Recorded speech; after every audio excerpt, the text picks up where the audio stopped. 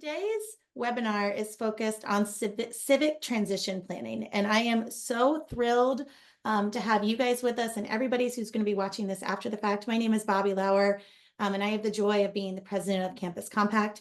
We have an incredible group of leaders with us today to talk about a topic that I am just so inspired about the work that these folks have been doing and the opportunity to think about what it would look like for more of our campuses who are so deeply committed to civic engagement to think about what it would look like to do this kind of democratic engagement work within their own local context.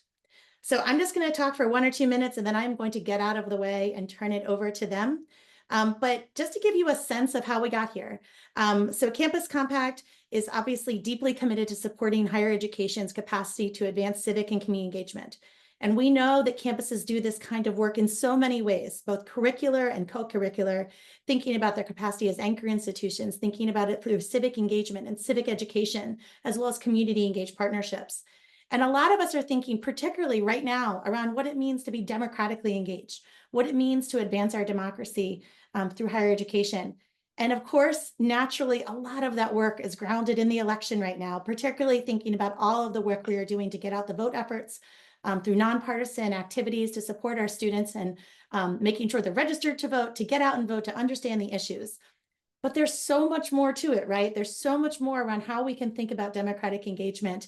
And this particular kind of activity and initiative, I just found as soon as I learned about it, I was like, yes, like this is something powerful. This is a new way to think about, and I think it's really in addition to think about what does it look like to have higher education stepping up and working hand in hand with local and state elected officials around transition planning. Because transition planning, as you can see here on this slide, that's that period that happens right after Election Day. So what happens on November 6th until Inauguration Day is referred to as the transition. I've had the blessing of being in on some transition plans at the local level, and this is where the rubber meets the road. This is where you really have an opportunity to influence how those promises are going to be kept, what it's going to look like to carry them forward. But often those processes are not as civic and community engaged as they can. And this is an opportunity for higher education and our colleges and universities in particular to play such a transformational role. And that's exactly what College Park did here in the state of Maryland. And that's what we're going to dive into today. So it is my opportunity to introduce the group of speakers that we have today.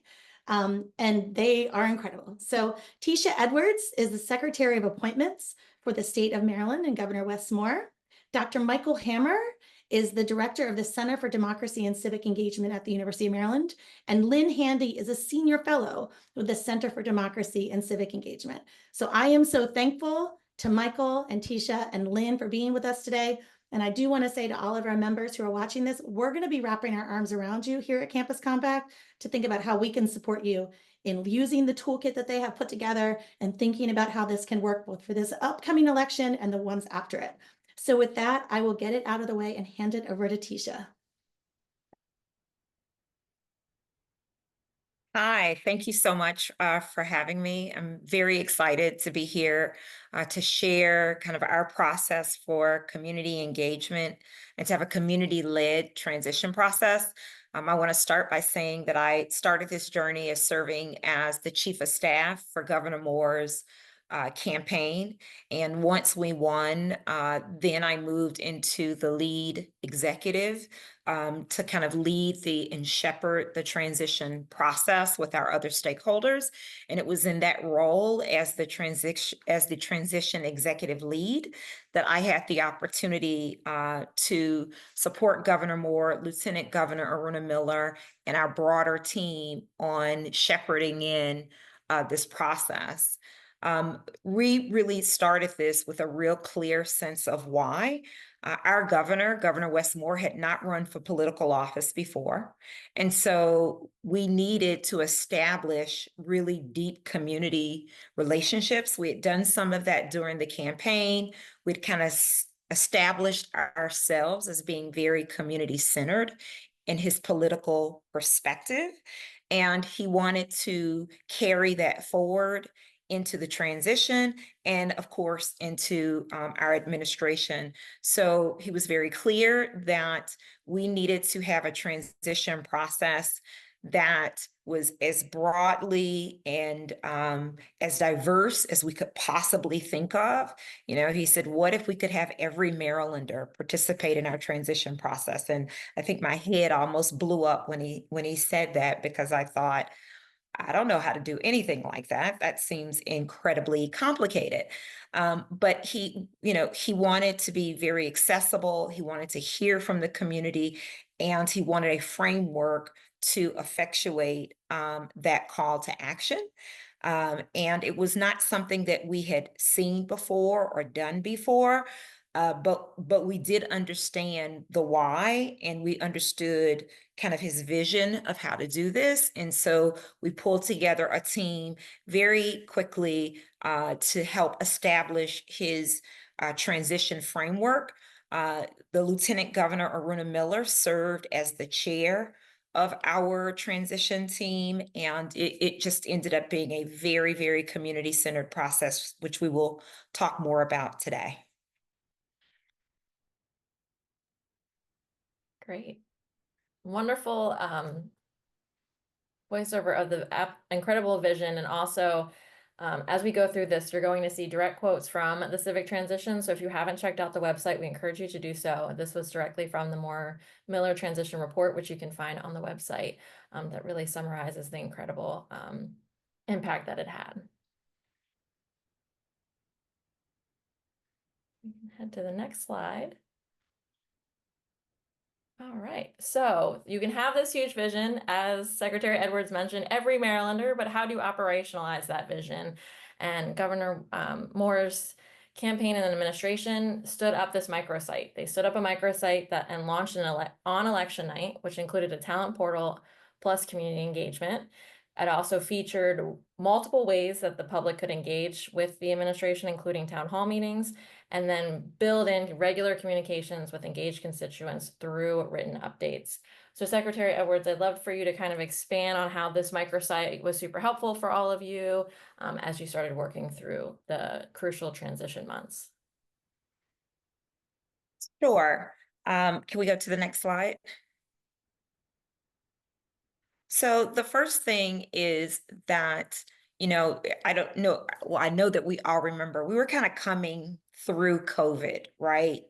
But, you know, in 2022. And so the good thing that was very accessible to us is that everybody had gotten accustomed to using technology as a tool for engagement, as a tool for you know, having meetings and collaboration. And so because we were coming off of the pandemic, and because technology had become such an important part of everything that everyone was doing at the time, we knew that to execute on the governor's mission and call to action, we had to have technology as a resource, but we also needed it to be super user friendly. Like, we needed to be able to put up this microsite very quickly. We only had a couple of weeks to do it. We needed to make sure it was technology that was accessible to all kinds of individuals. And we needed something that could capture data very easily for us, and that was very dynamic. So as the transition process progressed, we needed to be able to update the site and just make it a part of it. You know, the site became kind of the center of information. And, you know, as you can see by this slide, you know, we didn't get everybody in Maryland, but it felt like it at the time. You know, we had 265 transition members, which was amazing. And this is from up and down the entire state. It was just super diverse and representative. We had an employment site because immediately people were interested in joining the administration in a formal capacity. So this microsite also included a path for you to express interest in joining the administration. It ended up being one of the things that we loved, because our cabinet, we actually built a cabinet through folks that had applied through the site. We also had people who wanted to sign up to be on boards and commissions. And we, as you can see, had these at-large members. So, when we ended up with 265 people on our teams, the governor and the lieutenant governor was like, well, that's not enough. That's not representative of Maryland. So we had to have this kind of at-large classification of individuals that could engage, which was really exciting. Any Marylander could contribute to our transition planning. We had many town halls by policy area. And so the website and the technology also allowed us to do virtual town halls, which were wonderful. And the end result of that engagement is that we had over 1,700 policy ideas submitted by folks from all over the state of Maryland. And again, what we have done in our administration is whether you are, the chair of a department at the University of Maryland, or you're a senior citizen who lives in a community, you might both have a perspective about health policy in the state of Maryland. And this tool allows access for both this kind of thought leader who might be leading, as I said, policy, and this person who has extraordinary lived experience. We could bring those ideas together through the microsite, and it, I think, made us all better, and of course, created a very inclusive environment to propel us forward. That was a wonderful breakdown of each one of these numbers. And I think when, we're going to transition to talk a little bit how the center was involved, but really, from an outsider looking in, it just really seemed that the administration was working very hard to listen to the public, to inform how to better serve, that there was immediate job creation, which was really exciting. And there was actually an opportunity for education on governance and impact through the town halls, like learning what it means to actually pass policy, like what that is not a short-term outcome, like teaching the public about governance in a way that makes them feel a part of it. And I think that that is just really amazing elements of the impact. Thank you. All right, so now we're going to transition over to the center's involvement and introduce Dr. Hammer so he can share a little about University of Maryland Center for Democracy and Civic Engagement. Thank you. First, I want to say it's an honor to be here, and it was a real honor to have worked on this project. Secretary Edwards had a unique vision that was successfully implemented, and I really think it's an important model that I hope others will adopt. And so I want to tell you a little bit about the center and what we do and how we try to play a role in this. So, we're a research center that's focused on mobilizing the entire UMD community to strengthen democracy. And we do this in a number of ways that I think fits really well with what other colleges and universities can do, right? We engage the tremendous talent that we have from our faculty, our staff, and our students. We take the knowledge that we generate and we try to bring it to the community so that it's useful. And then we use our convening power and our platform to bring the public, leaders, and other stakeholders together to try to build an inclusive consensus on what we know, on what we don't know, and then what we're going to try to do about it. And then a crucial thing that we try to do is bring service together with insights from research. And that is, we work to make sure that our research is informed by the public and other stakeholders by working with them as collaborators and not research subjects. And so that shift in mindset, I think, is really an important piece to the puzzle here. And we do this in a number of ways. In addition to working on the transition project, we do a lot of work that's focused on democratic resilience and equity. So for example, we focus a lot on voting rights research. We're engaged in a number of projects working on the recruitment and retention of election officials. We also sponsor the GVBT Research Lab, where we focus a lot of our research on racial and ethnic politics and collaborate with a number of universities such as Howard University and UCLA to expand the scope of our work. We also believe that public opinion surveys are an important way for regular people to have a say in their government and to convey important information to our leaders. So for the last 10 years, we've had an ongoing relationship with the Washington Post, where we survey Maryland residents as well as people from across the US. And we also work with UMD's Sadat Chair for Peace and Development to conduct the critical issues poll on important topics of the day. Next slide. Now, universities do a great deal of amazing things, but as Bobby mentioned earlier, we often do those at a really, really slow pace. And that could be a huge problem for the government. And in a particularly a transition to a new government. So when we were presented with the opportunity to engage with the Moore-Miller transition team, we really jumped at the chance. And it was crucial that leaders throughout the campus provided crucial support because things just needed to happen at a faster pace than usual. And I'm very happy to say that that did, and we were very fortunate. But that's one thing to think about as you're thinking about your campuses doing similar work, is you really need to act more quickly than usual. But you can still be guided by the knowledge and belief systems that you have. And one of the big reasons that we embraced this project and that the whole university did is that we know that you get better outcomes when the public is involved. Additionally, it's crucial that the public understands and that universities take a leadership role in making sure that everybody recognizes the importance of a peaceful and effective transition, regardless of who wins.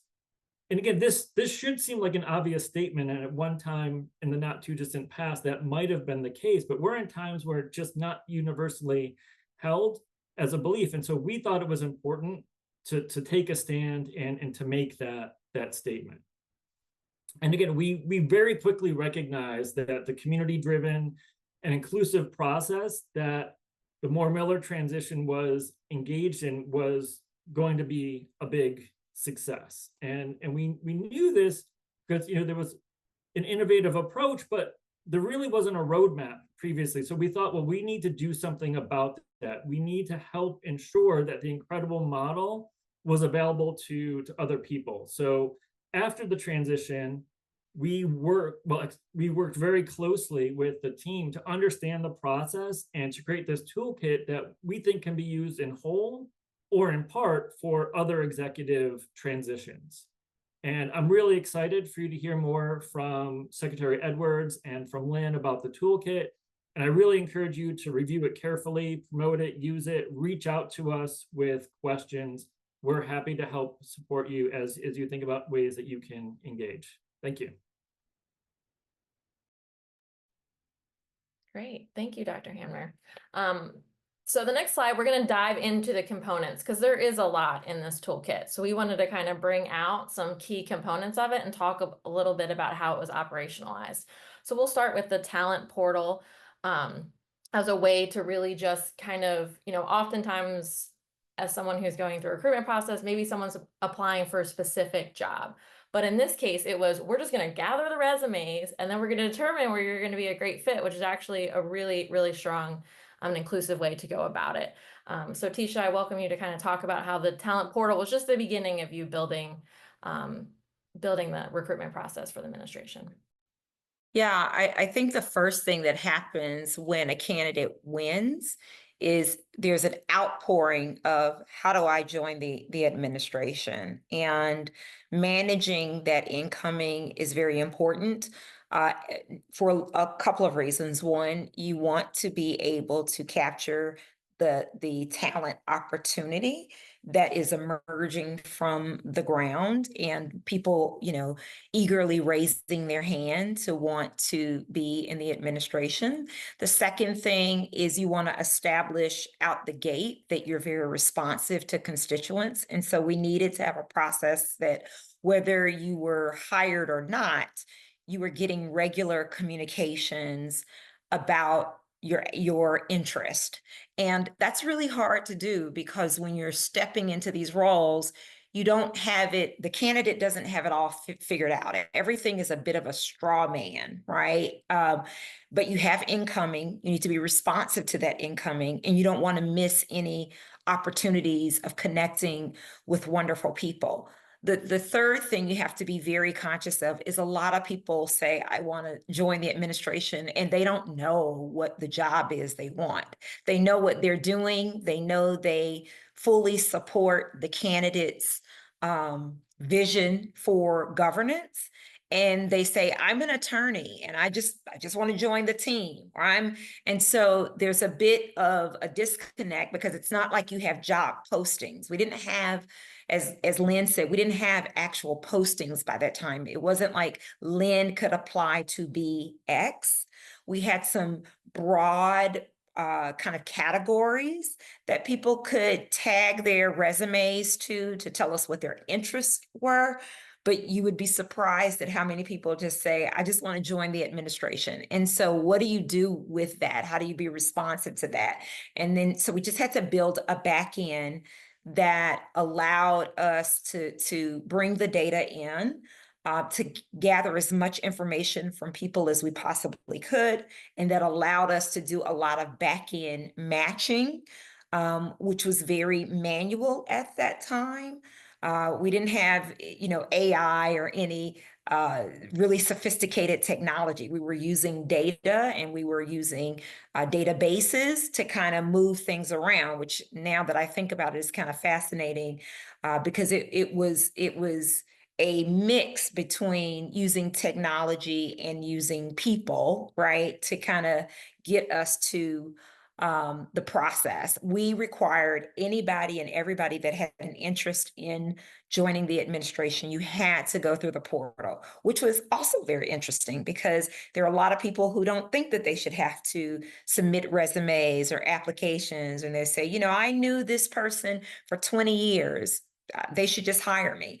And so everything that we do is about equal access and opportunity, and a path for everyone to engage. And so we try to work really, really hard. I call it's one door for everyone. There isn't like a back door or a side door. Everybody has to walk through the same front door. And so there were, of course, people who were really high quality, high capacity individuals that had not used a portal for applying for a job before. And so that was kind of interesting. And there were people who had no idea what they wanted to do, but again, they just wanted to join the administration. And so we needed to have a way for them to walk through the same door. And so I do think it helped to kind of manifest this culture that even to today in this administration, we're about equity, we're about access, we are about community. And that has just been a common thread. And this tool was a big part of that. And we hired, every cabinet member that we hired came through this tool. And we are very excited that we have one of the most diverse cabinets of the state's history. And I think that is because of how we opened this up to everyone who was interested, highly, highly competent individuals and very diverse. And the other thing I would say about this talent portal is once we hired our cabinet secretaries, which was the first task that needed to be done so that they could also begin working on their transitions of their agencies, the secretaries often came back to the portal and identified people for their executive team and for their positions in their agencies. So it not only became a tool for the highest level of cabinet secretaries, it was a tool that we used up and down the job classification when we were starting our administration. That was great, and such, kind of like just a holistic view of how it is. Because you start with your cabinet members, but then they need staff. And I know that the portal, I had friends who were in the portal who got reach outs 6 to 8 months into the administration because it was a role that fit them really well. And I think that really speaks to the power of that, of setting up that portal. Great. All right. So next slide. All right. So community engagement. I really love this opportunity because it just really gave a space for people. Like if anybody had an idea, they could share it with the MORE team.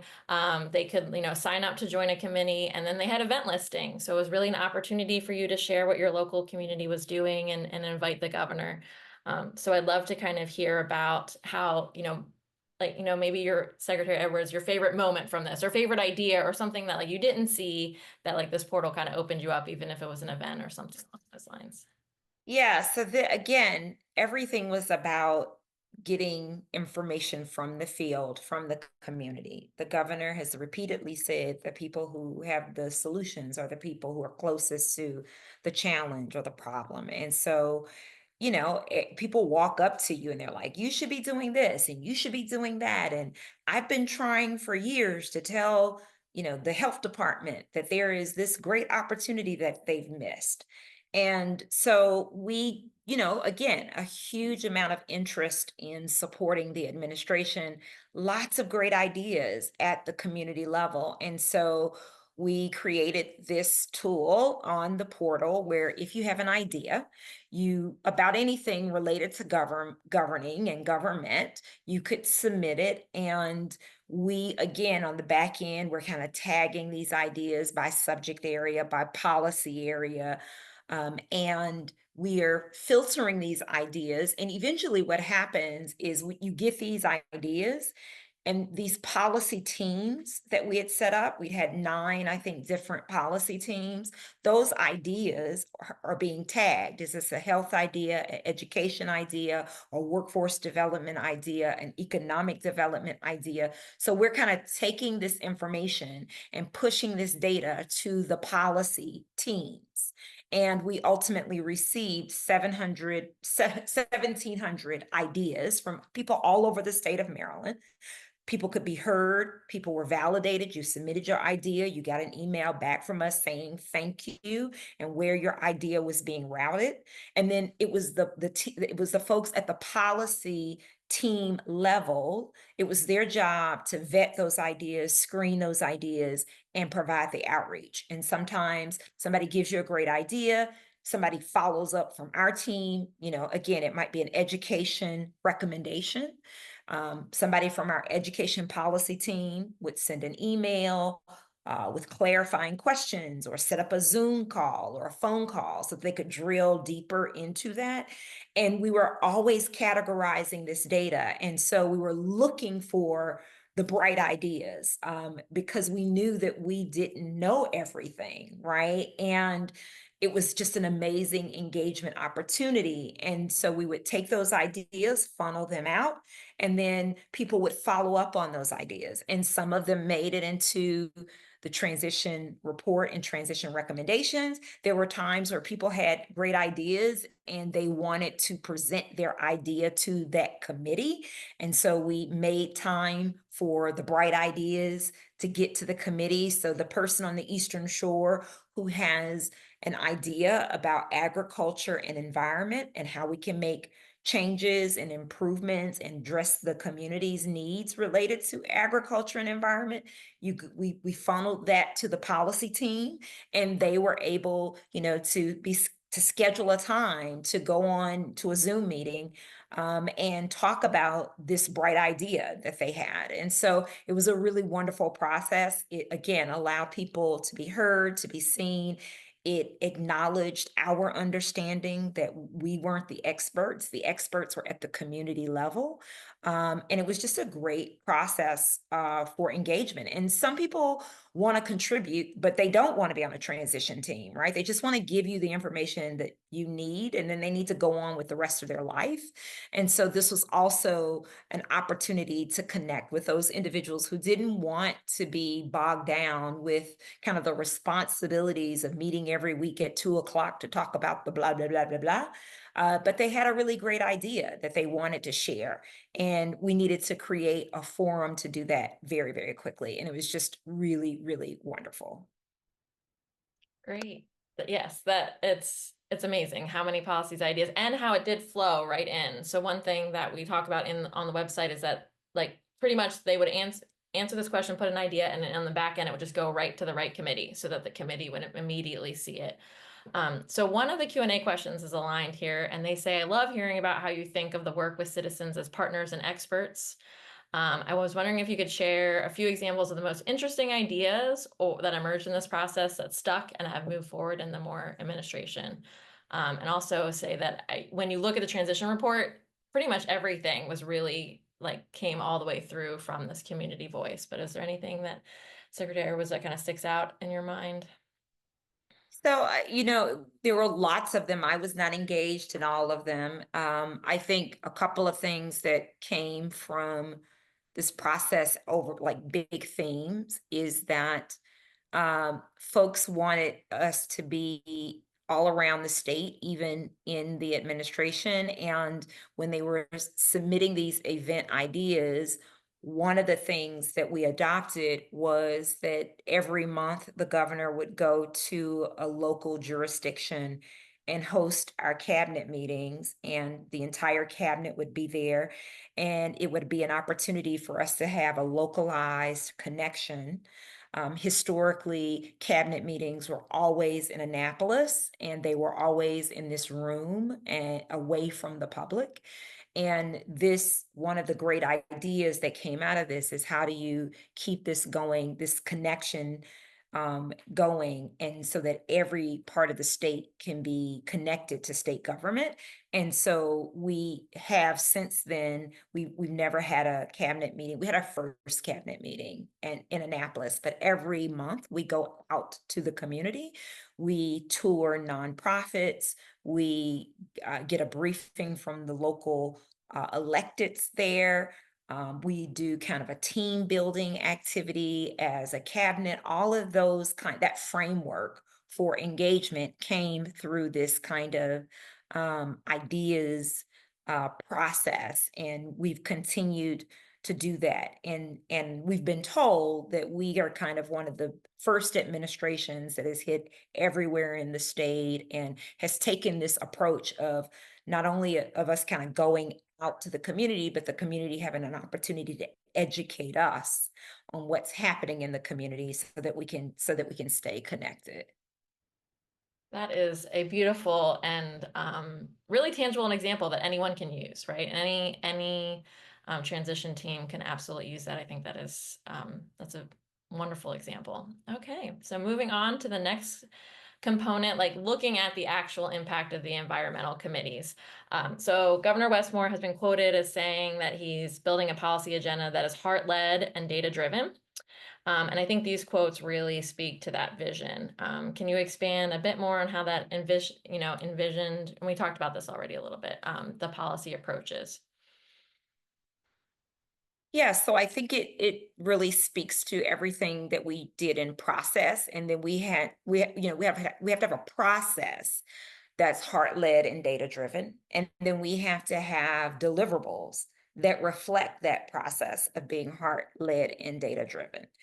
And we do that through the collection of data in all kinds of formats, which we've talked about. And those of you who are on here from universities, you know that data collection and information can come from a variety of different forums, right? And so how do you gather that data, and then use it to frame a policy agenda? And so heart-led to our administration means people, right? We're connecting to people. We're asking people, what do you think? What's going right? What's going wrong? What are we missing? Tell us about a resource that we didn't know about before. Tell us what your biggest needs are. Tell us where we've fallen short in the past. Tell us what's important to this community that we may not have a perspective on or know. And so that's the heart-led process, where you're constantly questioning and engaging with people and community in order to make sure that your policy agenda really meets the community's needs. And then data-driven is you're going to bump that feedback, bump those suggestions up against data, whenever possible, evidence-based data. Sometimes though, people have bright ideas that have never been tested before, and that's okay too. So you're using both quantifiable data and quality data. Like you're using all of it. And at the center of it, you want voices, right? You don't want to just be counting peanuts. You want to be able to connect this to the human experience, and you want to be able to connect it to actions for the future. And so our policy teams have these various committees, As I said, 9 different policy areas. We have all of this data coming in from community. We had these teams who were made of experts from all across the state, people with lived experience, people who were impacted by the policy, people who were contributing to making the policies better on the ground. And you have to have a framework to bring that all together to make it make sense, as the kids would say, and to make it into something that is actually actionable from a governing perspective. And so that's what heart-led and data-driven means to us. And that's what we were attempting to do. Ultimately, we needed to be accountable to the campaign promises the governor had made. He was very clear about that. He wanted to be a trusted person in communities. And so if we said we were going to do something on the campaign trail, we had to bring that forward for, again, vetting and more conversations. I think at the end of the day, we found that the governor had made like 142 promises on the campaign trail. And that was mind-blowing. And it's like, okay, you've promised to do all of these things. What do we do with this? How do we organize this? How do we manage expectations about it, right? It's not going to all happen day one. It's probably going to be a part of a 1 or 2 administration. It's going to be it's just going to be a journey, right? And so we needed to talk about that. We needed to organize that. We needed to bring community into that so that we could manage expectations, so that we could align our resources, and so that we could vet all of these wonderful and great ideas. And so that's what it meant to be heart-led and data-driven. And again, that framework continues in our current administration. I think we produced a really wonderful transition report that is just all of that data, all of those voices, all of those inputs came together, including the governor's inputs in terms of the promises he made on the campaign trail. All of that came together to ultimately produce a report that was kind of the framework that then the cabinet members had to pick it up and take it into their respective agencies. So here you see an environment committee. So the Secretary of Environment, pulled out that section of the transition report, and those wonderful people that she hired through our portal had to start talking about what did this mean and how could we actually execute on the work. Yeah, that's wonderful. And the transition report, can't say it enough. Definitely check it out. And one of the frameworks that the team used was the theory of change. So if you're not familiar with, it's a really easy way to kind of measure things, put it all on kind of 1 or 2 pages, really easy to digest, but also again helps people understand that change isn't going to happen overnight, that there are long-term goals that you're not going to see quickly. And this is how, this is actually the many steps it takes to get there. So again, I think that from an education of the public standpoint is really, really important. All right, so now we're going to transition over to kind of talking about next steps with campuses. So Dr. Hamner, if you kind of want to talk about potential next steps for campuses, and then following this, we'll get into a Q&A. Sure. So I think there's a number of things that are really important to keep in mind here. The universities in a special role here, right? We've recognized, regardless of who wins, which party, that we want the government to step in and to be effective and to work for the community, because their job is to serve the public. And the university, I think, can play a special role in that, so that we have more effective transitions. And again, we think this toolkit is useful for a number of different executive level positions. It doesn't have to be as high an office as the governor's office, city office, mayor, county executives, all can, I think, use this. So another thing you can do is spend time with the toolkit, really poke at it and ask questions. Well, how would this really work in practice? Well, what other things can be expanded on? What things are really straightforward? Because, not every piece of this is gonna work everywhere. It really is context dependent. I think it's really important also to engage the government relations office. I took a sneak peek at the questions. One of the questions that you asked about, how do you get people involved? Well, one of the key things here was there was a really bold vision here for engaging the public. That should resonate with campus leaders. And you know, in our case, we were very lucky. This was not a hard sell for our president and for our dean's office, which really made this happen and made things happen quickly. But that recognition that the university has a special role for working with the government and working with the wider community and trying to be that connective tissue, I think is really important. And that's how I would approach selling it, especially this vision, which is not the old sort of stereotypical way of doing things where you just hire your friends and family. This really was, as Secretary Edwards said, everybody goes through the portal. Everybody's going through the same process. I think that's an easy thing to get a university administration to embrace. I think it's also important to reach out to the candidates as they're running for office. And again, this is a nice way, I think, to get to know you know, the candidates from multiple sides. And again, I think it's really important to recognize what's the university's role here. And there's lots of different options, but you know, a lot of universities, and particularly you know, large public universities like the University of Maryland, it's hard to imagine another place where you can get such a diverse range of expertise. Right, we cover so many different things. When you go look at our majors listings, you know, there are a couple of things that are missing. We can't quite go A to Z. We don't have, you know, zoological sciences. I was trying to come up with, but like we do so many things that we can help in whatever ways that, you know, the government is interested in. If we don't know directly, we have other connections to people who can. That's part of our job, and providing that sort of service, I think, is really important.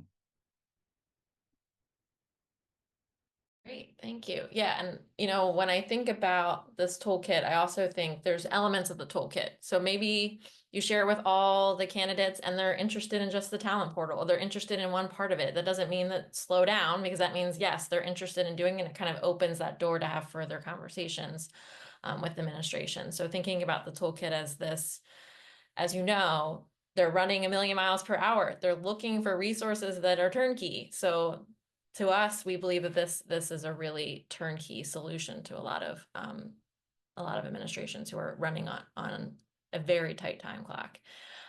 Secretary Edwards, do you want to add anything else before we open up to Q&A? No, I think this is great to go down memory lane. I forgot how joyfully painful this was. All right, so let's jump into the Q&A, and yeah, please feel free to drop them in there. So one question we have here for Secretary Edwards, has doing this work with College Park opened up opportunities, other innovative ways College Park and the governor's administration can partner to advance responsive government? And Dr. Hamner, you can answer too, because I think there's a lot of interconnection continuously happening. Yeah, I would refer to Dr. Hammer, but I would also just say that what I love about this partnership is that the university, again, is looking at ways to keep people engaged in our democracy beyond just getting out to vote. They're doing some really great community initiatives that even go beyond the governor's office and go into other parts of our various institutions to fulfill that mission of democracy and civic engagement. It doesn't stop just with, you know, the executive office. There are other ways and places that we want community involved. And so I think it would be great for Dr. Hammer to kind of share some of those opportunities. Sure. So one of the things that I just want to say, just you know, going back down memory lane here too, you know, one of the things that we did when this idea first came to us was sort of pitch a bunch of things that we could do, and that was, I think, important for us to really think about not just the present moment with the transition, but you know, an ongoing relationship with the administration, because there are so many needs that need to be fulfilled that we have expertise on. So if they need surveys, we can help with that, whether it's, running it or advising on questions, or if it's expertise on, criminal justice policies or environmental policies. There's so many things that the university is doing that, a number of the policy committees were staffed in part or joined by members of the campus community. And that was a really important thing for us. And the platform that we had as working collaboratively with the transition team was that, we were able to help get word out about that and say, hey, look, we really think this is an important thing. And again, when you have the dean's stamp of approval, when you have the president's stamp of approval, it just helps to get people to say, yeah, this is something that I want to do, especially for faculty, because we can get tunnel vision, right? And just get into our own little lanes and just do the normal things that we always do and not take risks. This was a big risk for us. And it was a big risk for Secretary Edwards and her team to trust us, frankly. They really had to have a belief that, the university, which again, amazing things that we have done, but most of them really slowly. They had faith in us and we really wanted to deliver. And so we were just laser focused on let's do the things we're being asked to do right now as best we can. And then let's think about building and building and building. And so, we tried to take that approach. And again, the first thing that we tried to do after the transition was say, hey, look, we need to write this down. We can't let this moment go. We need to document this, because part of the problem with any transitions, there's not a lot that's just readily available, especially for one that was as engaged and inclusive as this one. There really was no roadmap. And so now we hope that there is. That's great. Okay, keeping with you, Dr. Hanmer, can you talk a little bit about the center's work beyond just getting out the vote to do more of a democratic engagement process? I know that we're working on like Annapolis 101 type webinars, but anything that you can kind of speak to that? Yeah, absolutely. So one of the things that we've really tried to do is create research networks where we get people from the public, we get elected officials, we get advocacy members and nonprofit leaders together to tell us what the problems they're facing are and try to help them craft solutions around those and really bring this idea of service and research together. And so a lot of that's just listening. And so, some of the things that we've done with, our survey research, for example, on voter ID policies across the United States. The questions that I would have written had I not engaged with our collaborators at Vote Riders, who are the people on the ground actually helping people get the ID they need to vote, would have just been vastly different. We would have missed things. That's part of the problem with the existing surveys that are out there, is that they were missing different pieces of the puzzle. But because we worked directly with them, we were able to figure out, okay, well, how can we create this survey so that we really capture the information that we need so that they can go out into the public and do the work that they're doing more effectively. Great. Okay, question for you, Secretary Edwards. Do you think public and private universities are both prepared to do this work, or does it take a public university? No, I absolutely believe that this is a space that both public and private universities can be supportive with candidates who are moving into office. I think it really goes back to Michael's feedback about being responsive, being nimble, being able to move really quickly, and being able to have university leadership buy-in. And I think if you have those things, and the interest on both sides, on the government side and at the university side, I think that any university, big or small, private or public, could be a wonderful partner in helping to drive this kind of work in communities. Great, thank you.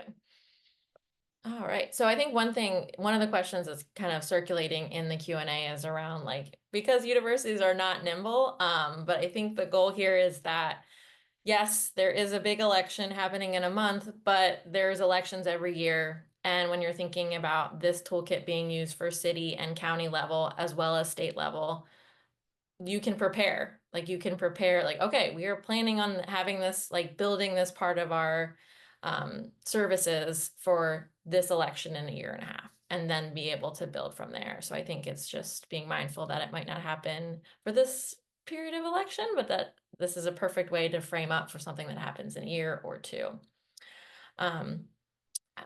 Okay, how do you make sure this doesn't become a partisan effort for the university college and long-term affect the university, the college or university's ability to partner with whoever is in office? That's a good question. So this is obviously something that we, from the get-go, were concerned about. And so you have to just recognize that we all want effective and peaceful transitions. And it just really goes back to what's the role of government here, and it's to serve the public. And so no matter who is in office, the university has a role in trying to make sure that the public has a voice. And again, the universities have a lot of incentives, regardless of who's in office, to make sure that they are seen as providing for the public good. And again, that's for public and private universities alike. I agree completely with what Secretary Edwards said. I think, it might be a little bit easier for public colleges and universities to get their head around this idea because it's just built into our mission in a slightly different way than it might be for some private universities. But we want everybody who's in office to be successful at delivering public service. And we would have done this regardless of who won the election if we were asked, and we'll do it again in the future at different levels, regardless of who wins, because the public should be an important part of the process no matter what. That's great. Well, looking at all the questions, I think we've done a pretty good job of kind of talking about it. The one specific question is about like the student involvement around like credit and compensation. And I would say, I don't know, Mike, Dr. Hamner, can you answer that question? Because I don't have the answer to that. Sure. So again, one of the things with the work that we did, again, we sort of provided a menu of things that we would focus on, and the student involvement for us really came toward the back end. There are things that if we were to do this again and we had some more lead time, I think we could really build an interesting and robust process. But this all happened on our end very quickly, and we wanted to get it right, and so we weren't as engaged in sort of bringing the classroom experience into this as we might now that we know a little bit more about how this works. But the way that we involve students was sort of on the back end, on the documentation side, bringing fresh eyes. So we were working closely with members of the transition team who just had this experience and led this incredible effort. But then we also brought our students with a fresh view to say, okay, well, what do we think of this process, or how do we communicate about this? And so we especially had some of our graduate students engage in crafting the toolkit and writing up some of the summaries of how things worked. Going forward, though, there's I think an infinite number of ways that you could really engage students from the start, especially if you had several months to plan things out. I don't remember exactly when the requests came, but it was not months. It was days or weeks. All right, so we have run out of time. And I'm so thankful for everyone in there. And I do want to like table actually one more question and then we're done, I promise. But Secretary Edwards, how do you work to like involve all the colleges and universities and community colleges? Maybe you can speak to that. Of course, our HBCUs and community colleges. And I think, again, the administration has done a good job of bringing them all to the table, but just want to give you a chance to speak to that. So first of all, our governor is a community college graduate, actually. It is very proud of the fact that he got his educational foundation at the higher ed level through community college. I think the biggest initiative that we have now for continued college engagement is the governor did launch the service year option.